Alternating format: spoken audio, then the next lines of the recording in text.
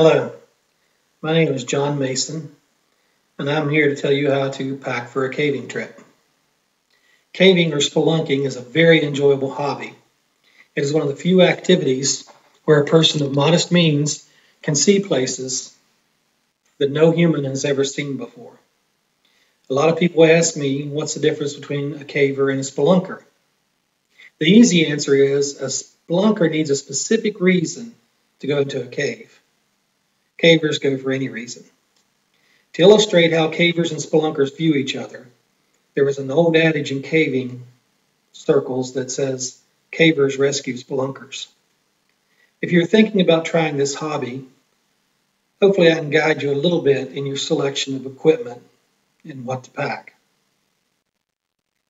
For the purpose of this speech, we're going to assume a few things. The first thing is that you are new to caving. Cavers use lots of specialized gear and equipment, but your first caving trip shouldn't require a whole lot of high-tech stuff. The second thing is that you will be caving in the eastern part of the United States. Temperatures in caves are the mean yearly temperature of the surface above. The rock the cave is formed in holds this temperature all the time. There is very little variance.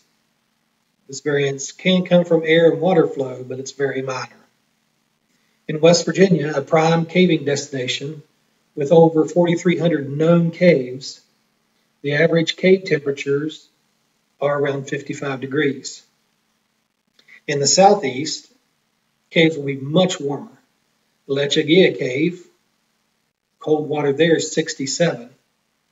Texas caves and New Mexico caves, air temperature can get up to 70 degrees. Caves in Mexico, Belize, or in the Philippines are very warm. Caving in Northern Europe, let's say, is much colder. This is referred to as alpine caving.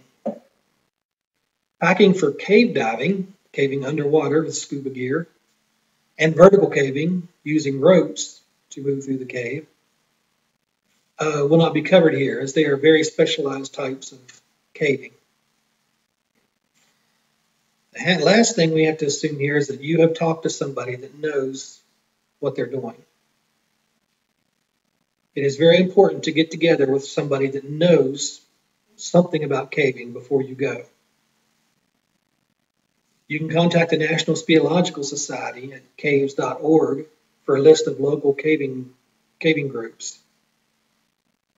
It is important to go with someone that knows what they're doing. It is also worth noting that caving is notoriously hard on clothing and equipment. Don't take anything nice or that you can't do without. Back a few years ago, and 100 pounds or so ago, I was an avid caver. I, along with my friends, did 2 trips a week of more than 1 hour. That's more than 100 trips a year. In all, I was active in caving for 10 to 12 years plus. I served as president of the Monroe County Cavers in West Virginia for several terms and was cave rescue certified by the Eastern Region Cave Rescue of the National Speleological Society. I still keep up on events in the caving community, but alas, living in Charleston, South Carolina, it is hard to find caves. I do, however, still cave when I go back to West Virginia on visits. Now, I have taken this list from the National Speleological Society website to make it easier for you to find later and reference back to. I will be going by the grouping that the NSS uses. In that grouping, the first thing we will discuss is clothing and personal gear.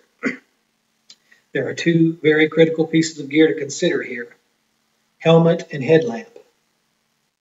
The helmet should be UIAA approved and or CE approved. We have here a Petzl Equin Bion helmet, UIAA approved, CE mark. The helmet should have a snapping chin strap device. This is to allow the chin strap to come off if you're hung by it.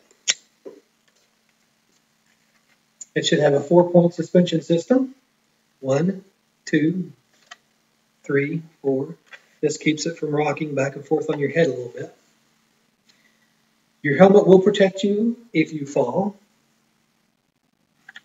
It'll protect you from bumping your head on things. You will bump your head. And it'll keep things that are falling, hopefully, from hurting you. The headlamp, which can be an electric headlamp or a carbide lamp, depending on your preference and your type of trip. A good headlamp is a must. You will need your hands free. So a flashlight won't work for you. Make sure your headlamp works and that you can operate it while it's on your helmet. The next thing are your boots and flashlights. Tennis shoes are not safe and should not be worn caving. Use a hiking boot or some other type of boot, something similar to this. Sturdy construction. Make sure you have a nice lug sole. This will reduce your chance of slipping or falling.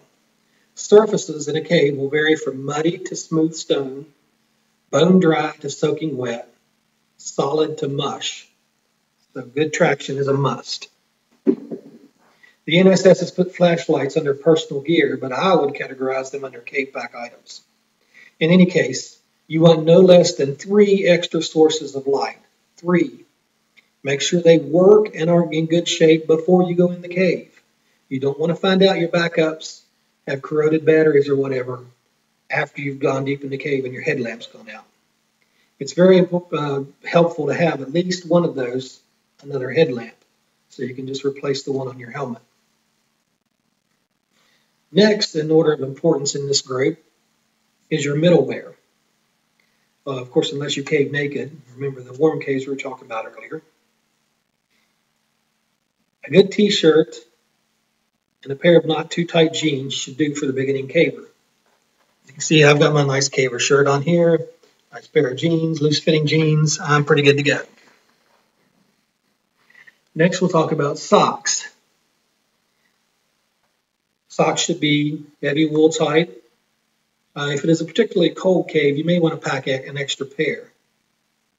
Cavers use high-tech polypropylene underwear that wicks moisture away from your body, breathes, and keeps you warm or cool depending on the situation. On your first few trips, whitey tighties or granny panties should be okay for undergarments. Long johns are good if you're warm-blooded. Next are gloves and coveralls. Gloves can be the gardening type to welding gauntlets. This is a very personal choice. Just make sure they're sturdy and they'll protect your hands from cold and sharp rocks. Just a little tip, if you stop for a break while caving, take your gloves off, put them under you and sit on them. This will keep your butt off the ground and keep your gloves warm. Coveralls are largely a matter of preference. For your first trip, a good warm sweatshirt should work just fine for outerwear. Cavers get very technical with their ballistics nylon coveralls, but they're very costly. Knee pads are very optional. Some people like them, some people don't. If you're going in a cave where you're standing a little bit, you might not want them. If you're crawling all the time, maybe take knee pads. One tip, though, make sure if you're going to use knee pads to buy them before the trip and wear them for a while. And make sure you get the good feel of them, because there's nothing worse than being in a crawl and having your circulation cut off by knee pads. Now, the main focus of this speech is the cave pack. There are many different types of cave packs. The price ranges from $50 to $2,000. Rope bags, waterproof bags, all of this stuff. On your first trip, just find an old backpack to use. That's the best option. Try to find one with little frills and pockets and loops on the outside as possible. You don't want it hanging up or catching on anything. I have here my bag. This is actually my wife's cervical cancer survivor backpack she got as a gift. Make sure the straps, if it is a strap type, and it should be, you don't want to carry it in your hands, they're wide and cushioned if possible. The rope or string style should not be used. They'll cut into your shoulders really bad. Some people like fanny packs. I do not recommend them. They are too small to carry anything important, and they constantly get in the way. You constantly have to adjust them. Now, the first thing we're going to do when we pack our cave pack, we're going to open it up here, and we're going to take a trash bag. Trash compactor bags are very useful here because they're tougher than normal trash bags. We're going to take and slide it down into the backpack as a liner. As you can see, just like a trash can liner, making our backpack basically a trash can. This is to keep your items a little drier and cleaner than normal. It might keep mud from getting into your peanut butter and jelly sandwich that you sealed in 10 Ziploc bags, maybe. Inside your bag, you need to have a few things. First thing is your spare lights. There are spare lights here, make sure they work. Of course, you need 3 of those. Try to make one of them a headlamp if you can. Spare batteries or carbide if you use carbide, or both if you use both. We'll take our batteries here and we'll slide them down into the bag. They're in Ziploc bags.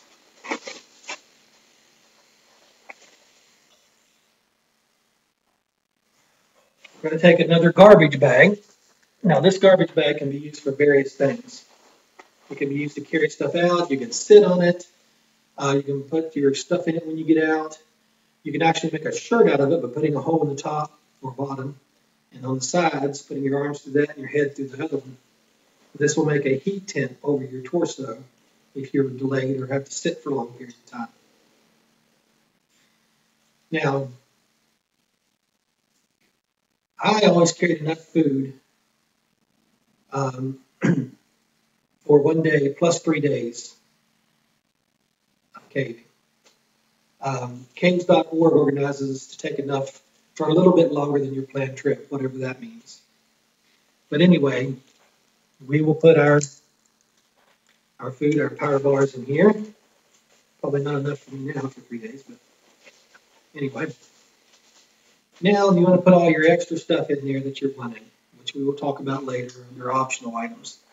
I have here a knife, lighter combo, and that sort of thing. We'll put that in there. Once you have everything in here, your extra clothes, whatever you want, you want to take the bag and roll it up down into your backpack, like so, nice and rolled up. This will keep your items a little bit drier, a little bit cleaner. Tuck it in your pack. Now, we want to take your drink, which I recommend water. I use also Gatorade, but water's better because you can use it for cleaning off things and flushing out injuries and that sort of thing. But you want to take your drink, your water, and put it on the outside of the liner that you just put in there. So as you can see, we have our drink on the outside of the bag. That way, if your water or Gatorade leaks, it won't get all of your stuff wet inside the bag. Also, when you're caving, the most common thing you're going to get out of your bag, hopefully, is the drink. This will keep you from having to open the bag up each time. You'll just be able to unzip your backpack, pull the drink out. Now, when you finish putting all this stuff in, zip your bag or cinch it down, whatever. Now, when you do this, if it's a cinch type, don't cinch it down tight. You want it to be a little bit malleable so that if you're in a tight spot, this stuff will squish around a little bit and move a little bit to allow you a little bit of flexibility when you squeeze through these tight spaces. On the outside, make sure you zip up all the outside pockets, cinch all the pockets down, whatever. Don't put anything in these pockets. They'll fall out and you'll lose them. If you have the pockets open, if you get under falling water, they will fill up and your bag will get really heavy. Dirt can get in there, rocks. They can get hung up on things. So make sure all these are tidied up. Duct tape over any things that stick out or hang out so that they won't get hung up on anything also. Now we get to the optional items category. Optional items listed on caves.org are duct tape, which is great for repairing things, and stopping bleeding, which I can attest to personally. A knife, 10 feet of webbing, which is a flat rope that can be used to help people climb or tie things off or that sort of thing, or even tie a sole onto a shoe if in an extreme case. Candles and matches or lighters. When you have your trash bag shirt, if you're trying to keep warm, you can take a candle if you're careful. Don't melt your trash bag or catch yourself on fire. But slide the candle under that trash bag, and it will provide a good heat for your upper torso. Candles also, of course, provide light. Elbow pads, some people like them, some people don't, personal choice. First aid kit is always a good thing to have. And Ziploc bags. You want to carry a few Ziploc bags to take anything, waste or anything out. The caver's motto is take nothing but pictures, leave nothing but footprints, and kill nothing but time. So everything you bring in must come out. And that's what your Ziploc bags will be for. The critical items that you got to make sure you have are your helmet and your lights, including your spare lights. You can get away with some of the other stuff, but never skimp or cut corners on your lights or your helmet. Without the light, you're lost. There is no light in a cave, none. It's not like on walking on a dark night. It is absolutely, totally black. If you hit your head, it's very easy to become disoriented or incapacitated. In the cold temperatures of a cave, any delay can prove to be fatal. Hypothermia can make a sprained ankle fatal. So these things should never be skimped on. Also, currently, caves are going through a very difficult time with the spreading of the white nose syndrome to bats. This is apparently a fungus that kills bats in a cave. So once you are out of the cave, all of your gear, all of it, should be cleaned, washed. Whatever you have to do, make sure you clean it very, very well. Never come out of one cave with dirty equipment and go into another. That's about it.